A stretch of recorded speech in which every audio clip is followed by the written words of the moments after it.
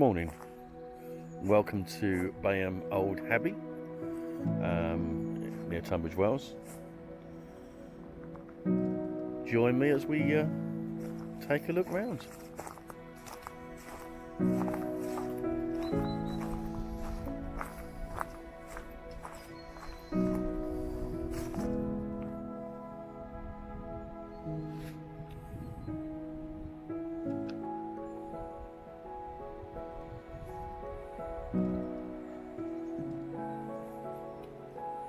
So please feel free to pause if you'd like to read up on the Abbey's history.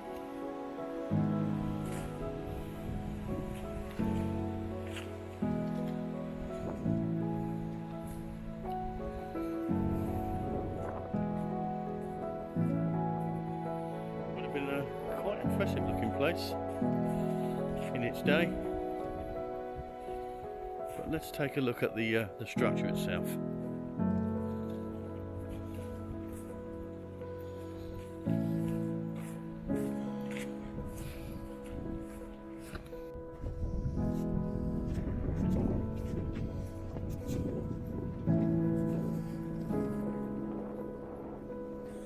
Apologies for the wind, it's a little bit windy today, but the sun's breaking through, so that makes it a bit more of a palatable.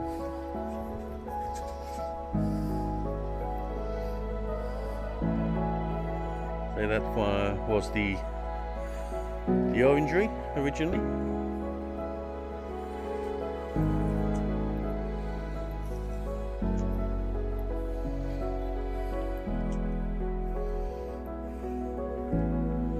Interesting entrance down into the Abbey.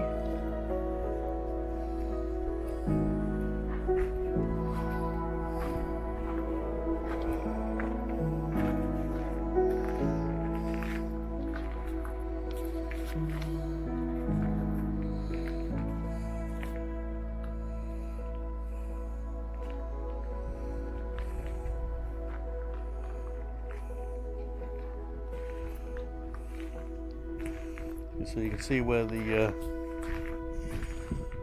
original pillars were to support the floors, I assume.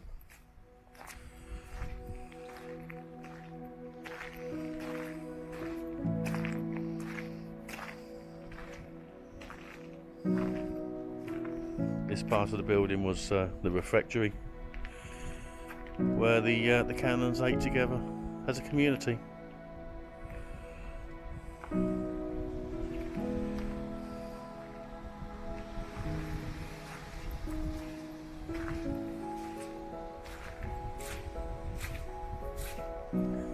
The refectory undercroft, in fact.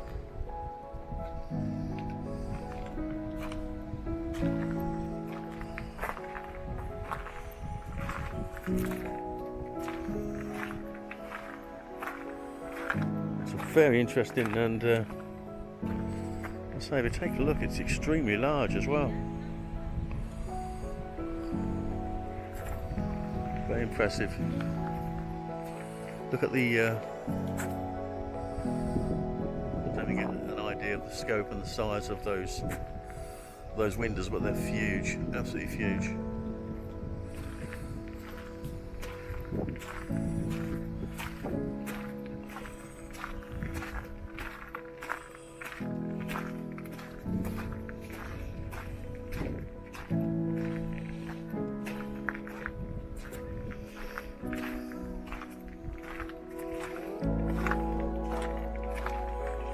And this is the Outer Parlor.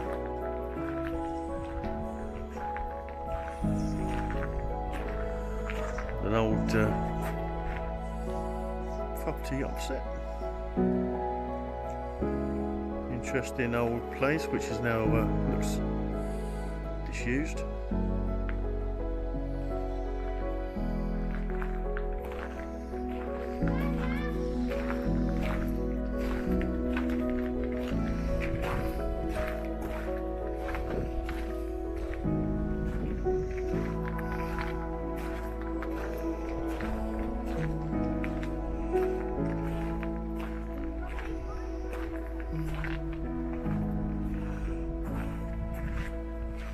Perhaps it would have been the internal wall with candles or something in the recesses. We're actually in the cloister. West wall, partly built in the 18th century. I say there's a more closer look at the size of these windows. They would have been very impressive.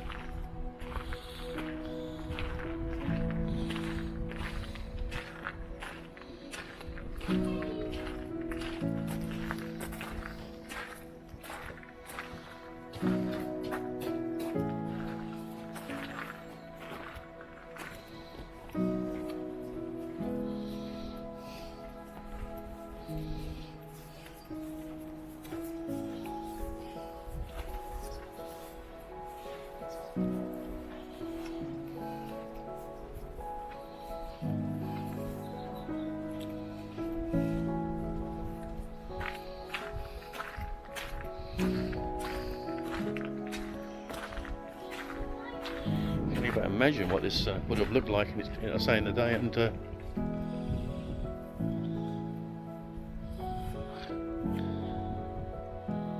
very impressive.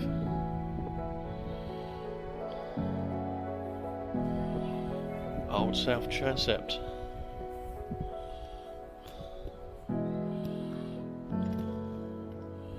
It's impressive walls.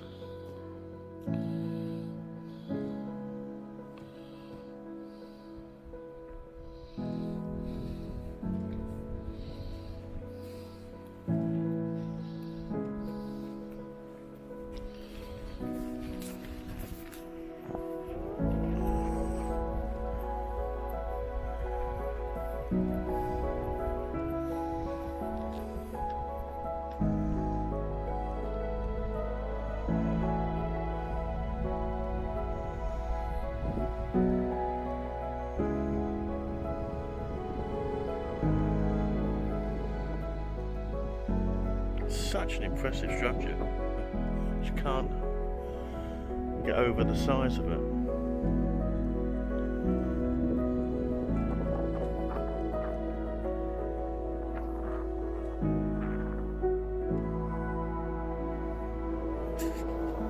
It's part of the new South transept.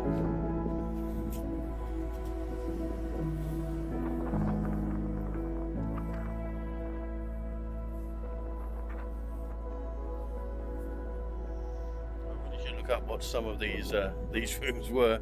Sacristy, no idea what that actually means, but something to look into.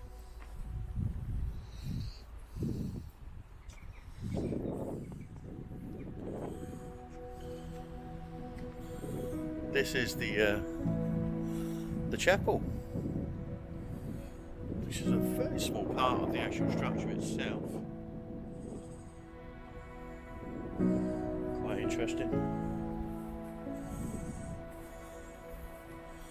Oh, and again, this is another part of the chapel, so I would assume it kind of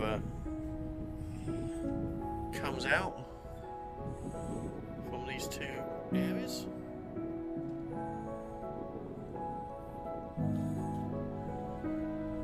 It's a very interesting build. You can see the internals there of the way the brickwork was laid, rough mortar, etc. Then obviously all the fancy coping stones, etc. on the outside. Just see a face up there. Cuts out of the stone, looks like sandstone.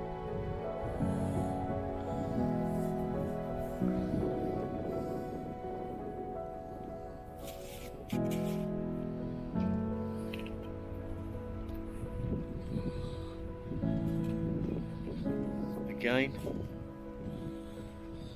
a chapel.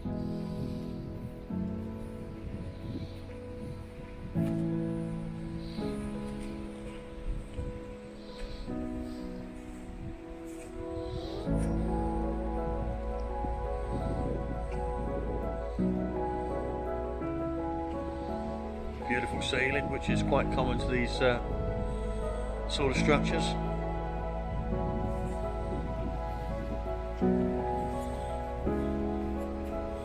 Again, another chapel.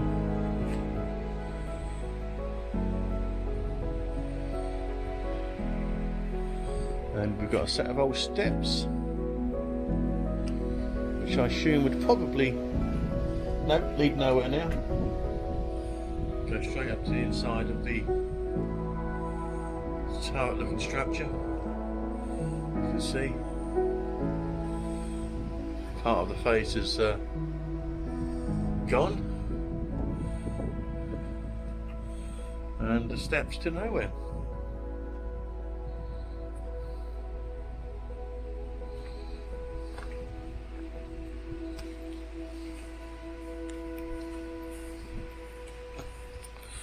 There's a east end. Gives you a little interpretation of what the structure would have looked like in its day. It says reconstructed late 13th century. So extremely old building.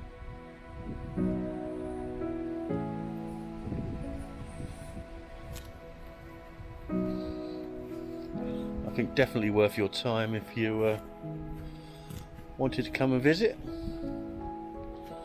These look like a couple of very small grave sites. Because of the age, there is no other markings on them, although there is a plate here actually on the wall opposite. It does say, to the memory of an infant son of the Marquess Camden, born, died the 11th, 1868, and also of their son, John Francis Charles, born and died August 30th, 1869. So they were infants. How sad.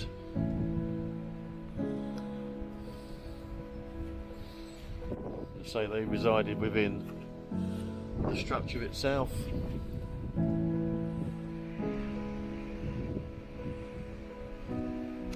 Just can't get over the size and the height of these walls. I mean, considering they were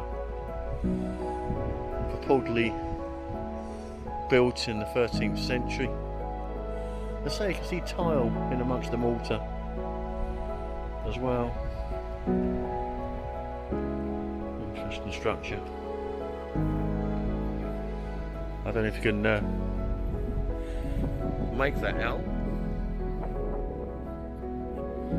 There's a definite lean to the that wall, which has the three large windows in. There's a lot of weight being held up there. Probably on very little foundation. Again, you can only but imagine what this area would have looked like in its day.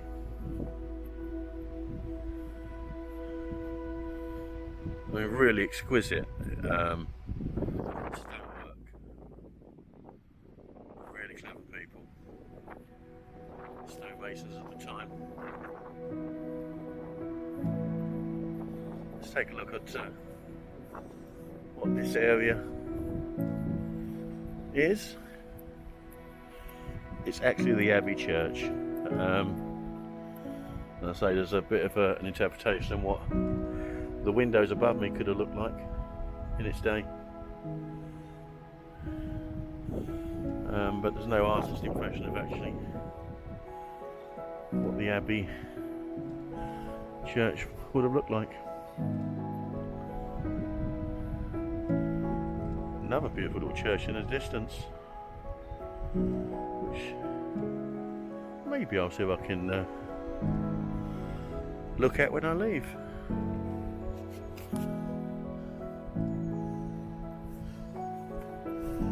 So there's a better look at the house that sits opposite the Abbey. Probably not as old, but definitely a few hundred years for sure. So if we pan around, structure in the distance,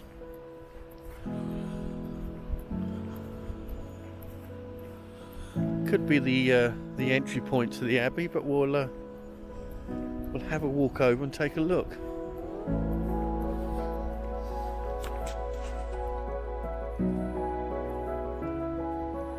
Right, we're coming up on this this outline structure,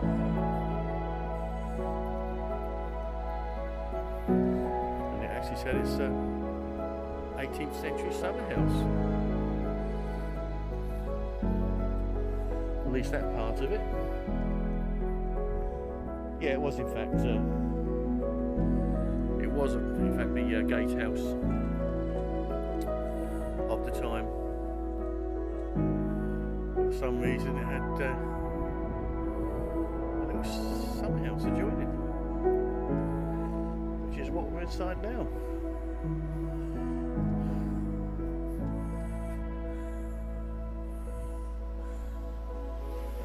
It's extremely beautiful. And here at some point in time, actually there's a river running past. Oh no, it's still there. It's actually overgrown. See the bridge spanning the river? That obviously was the entry point to people, carts, horses, cattle, etc. in its day.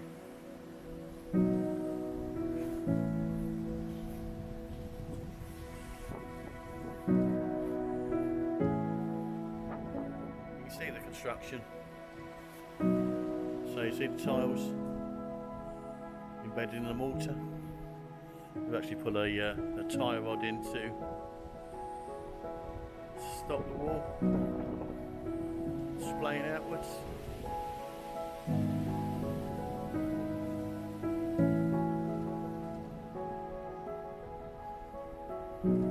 Again, I think if you stand back here and look, just imagine how big this whole site would have been.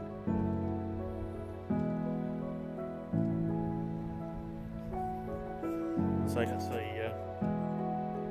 that's where that bridge would have gone across. Obviously overgrown now and covered.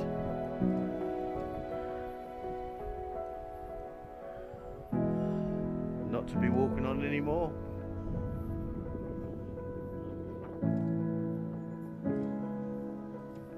Placements to intercept any incoming forces, bows and arrows, etc.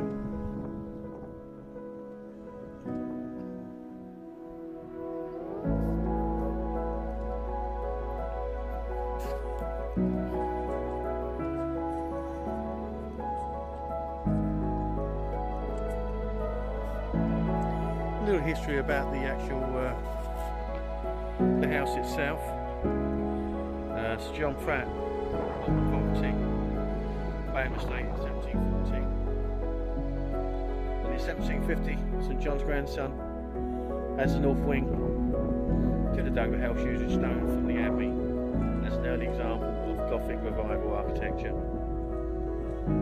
In 1801, John Jeffries Pratt, first Marquis of Camden, inherits Bayham. In 1870, Bayham New Abbey is built on the opposite side of the valley, providing luxurious new homes for the Pratt family.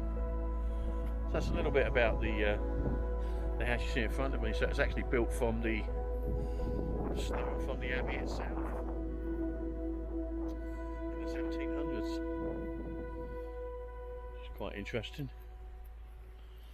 And because I'm quite nosy, I'm going to have a peer through the windows and just a little look at the property itself. It's a shame I can't get inside, but it actually appears it's just full of books.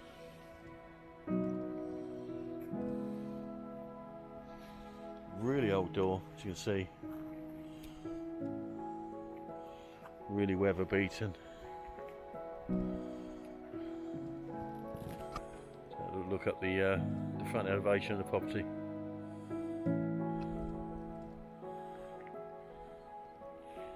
Very interesting, but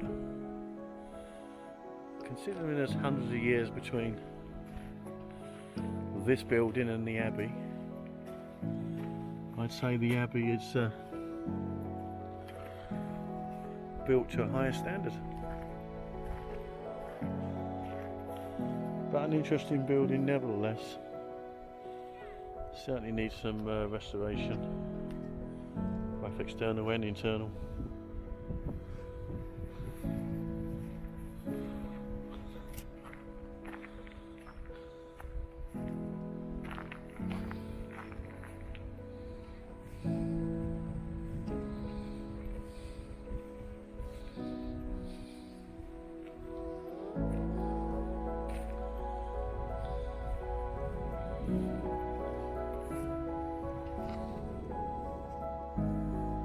Thank you for joining me on my walk around of Bayham Abbey.